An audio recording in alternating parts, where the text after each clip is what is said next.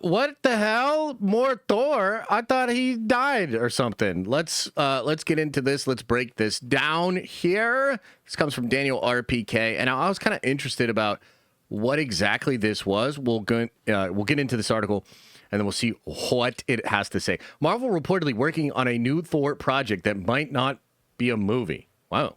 With numerous Marvel projects said to be in the works in the next couple of years, talk around Thor 5 is starting to pick up. While nothing has been confirmed yet, fans are definitely buzzing. Director Taika Waititi recently responded to a question on whether or not he returned to a fourth movie, but he didn't sound too interested. Good.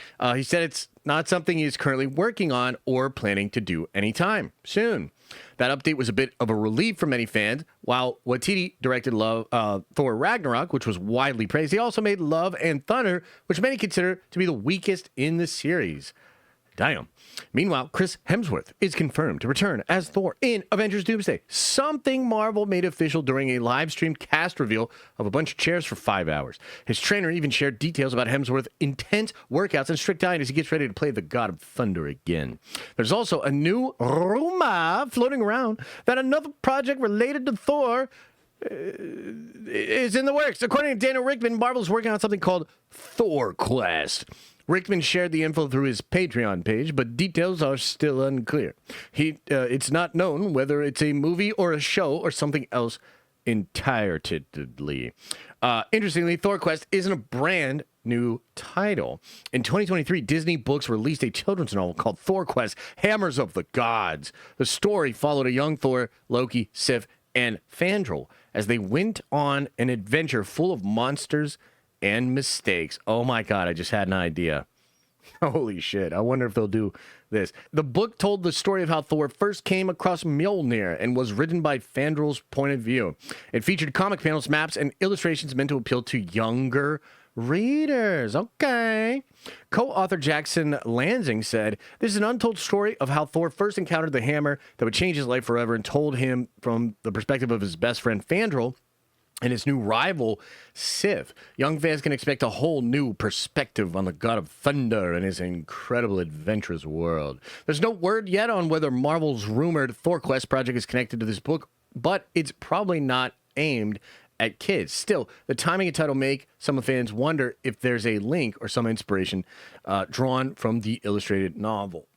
Until Marvel makes something official, everything about Thor 4 Thor 5 and Thor Quest remain up in the air. But with Hemsworth back in action, rumors heating up, it's clear the God of Thunder still has more to offer in the MCU. Not sure if it's a movie or a show. Let's get into this. Let's break this down. So, as far as we understand it, what the hell's going on with my mic today, dude? I like to move the mic a lot. You know, I like to get handsy with it. And it's being a real bitch today. So, anyway, I'm going to get canceled for that. Thor. What do we know about Thor? Well, we heard some people say that Thor was likely going to die in Avengers Doomsday or Avengers Secret Wars. That is a little bit supported by the little tease in Deadpool and Wolverine, which of course shows Thor crying over Deadpool. And it's like, whoa, what's going on here? Does Thor maybe get up and then sacrifice himself after that or whatever, right? So we had some reports of that. Then there were other reports, like I think Shine came out. She initially confirmed the reports that Thor was going to die. Then she walked it back and said, oh, Thor 5 is actually in development. What? That's crazy. Maybe he won't die. Now, what Alex Perez continues to tease is that Thor may well die in the next two Avengers movies, but he would then probably end up in Valhalla, which interestingly is also where Natalie Portman's character is. That's where Heimdall's character is, etc., etc. So, with all of that context, Thor Quest. I would imagine a lot of people, you know, and we even had some people in chat earlier that were kind of speculating, oh, is this perhaps a battle world thing? Is this perhaps, something that's going to be adjacent to Secret Wars? There were a lot of rumors that another Thor movie would be a battle world film, right? But I don't think so, guys. I think Marvel clearly knows how important Doomsday is. They've delayed the thing by 7 months. They didn't stop shooting. They've been shooting. I can't imagine that they're going to just turn around and shoot a Thor movie in between these two big movies. It just doesn't make sense. It feels like there's so much going on. Of course, that's still technically possible, but I highly doubt it. Okay, so with that in mind, we're probably looking at something that happens in phase, 6, 7, or whatever, post Secret Wars, post MCU reboot. Now, I have been fascinated with the idea of the reboot because I think the first several movies in the reboot have a lot of heavy lifting to do as far as getting the audience on board. You have to be able to easily explain what is the canon, what are the differences, and the only reason you're doing a reboot, like, just hear me out on this. The only reason you're even doing that is so you have like a fresh starting point, so that there's not baggage, so that you can have an entry point. Like that's what they're doing it for. They realize, especially after Phase 4 and all the Disney Plus stuff, that it's become homework, it's become bloated. They want to refocus the story. So new story, new universe. The movies that you have begin that, very important. I think X-Men is likely one of those films. Okay? I would imagine Black Panther 3 is one of those films. Okay? I would imagine this Thor thing is one of those either films or shows. Okay? Now, let's talk a little bit about the show thing.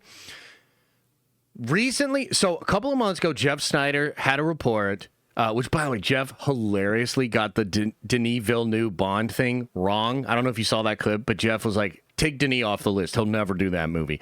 And he just got confirmed for that. It's just kind of funny. Little side note, we all get stuff wrong. It's not a particularly malicious dig. I just thought it was funny. Jeff's still really good. And several months ago, Jeff reported that Marvel is changing the way they're going to do the movies versus the shows. Jeff had said, no more big-time characters in the shows. You're not going to get Vision, Wanda, Avengers. They're not going to be in the show. The show will be small, grounded. The main story of the saga will be pushed forward in the films. Okay, that's the idea. That's the concept. With that in mind, and by the way, Daniel just confirmed this the other week too, right? So now you got Daniel and you've got Jeff saying the same thing. If that is true, then it's hard to imagine you would do a Thor Quest show and it actually be Thor. Okay? Now, I will say, and I think most people would hate this idea. Chat, let me know. Let me know. Technically, there's times where Loki is reincarnated as a young boy. There's even a time where Loki is reincarnated as a young girl. Okay. Would you guys absolutely hate it if after Secret Wars we had Loki and Thor, but they were kids? Like, how would you guys feel about that? Would you hate it? I mean, yeah, a lot of people are saying they would hate it. It's definitely weird. Okay, it's definitely weird. Okay, but fucking hate it. Okay, all right. Oh, okay. Holy kids is crazy. Yeah, but I mean, technically they could do that. Technically, there's precedence. I don't know. Would Odin come back? Yeah, why not? That'd be kind of fun. Odin could be like the college age brother that has to watch the kids but doesn't want to. That could be cool. So anyway, probably not going to do that, but technically that's possible. You know what this probably actually is, if it's real? It's probably a quest through different realms via Valhalla, perhaps even into other dimensions, to eternity itself. Here's my dream scenario, and I have to issue a warning here. Oftentimes, we will come up with theories and speculation that's just far more cool than anything Marvel will actually literally do. Okay? But with that said, here's what I would do.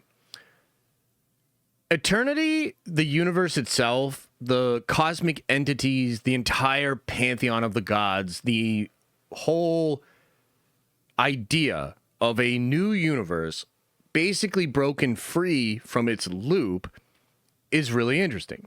You would imagine that certain maybe entities, beings, different players within this grand game of the universe and even the multiverse, you would imagine there'd be some evil actors, some bad actors within that bunch. And because we know that the next saga is Cosmic #1, right? If it's Cosmic #1, wouldn't it be interesting if whatever the big threat is, maybe it's Annihilus, maybe it's Apocalypse, maybe it's Mad Celestials or something, maybe it's the first firmament. Wouldn't it be interesting if that threat set off some kind of chain reaction that Thor and perhaps Jane Foster and perhaps Heimdall, that they become aware of even in Valhalla? And then wouldn't it be interesting if you got a little bit of the Dragon Ball flavor after Goku dies, where he comes back? He's dead, but he technically comes back and does stuff to try to stop Majin Buu. Wouldn't it be interesting if they had something like that going on, where Thor, Jane, and Heimdall are on some kind of a cosmic, multi-dimensional road trip vibe of a film, and they're trying to figure out what is causing this potential like big problem, or this thing where the gods are turning evil, or something crazy like that. And it's like as high concept as you could think of. You know what I mean? Like really trippy, just insane visuals. You know what I mean? Like that. And another reason that I like it is it would be similar to what happened with Loki, in a sense, where Loki gets arced out several times in the catalog, and then they rip him out after Endgame, and they arc him in a like completely different way, and it's really satisfying. So depending on what happens in like Doomsday, so think about the character of Thor. He goes through this big thing, maybe has this final sacrifice, maybe like actually makes a big impact, helps to break the multiverse free, helps to reset everything, but makes an ultimate sacrifice.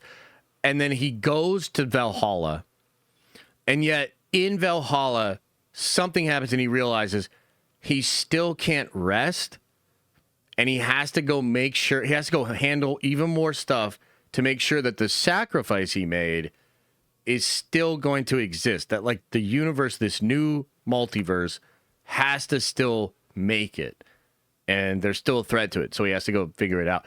It just could be an interesting way to take that character. So that's what I would do. I don't know what they'll do. I would imagine it's probably something in Valhalla, something to do with the cosmic nature of this new MCU. So that's probably what I think it is. So yeah, we'll see, right? We'll see. Thor, there's definitely a lot of cachet left in that character.